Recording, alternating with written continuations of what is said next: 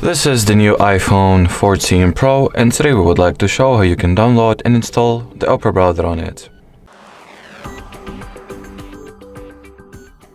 So the first step that you need to take is to launch the App Store, and of course make sure that your device is connected to the network.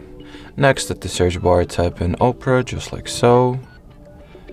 Once the needed app is found, simply download it. And after the Opera browser gets downloaded and installed respectively, you can go ahead and launch it as well as set it up.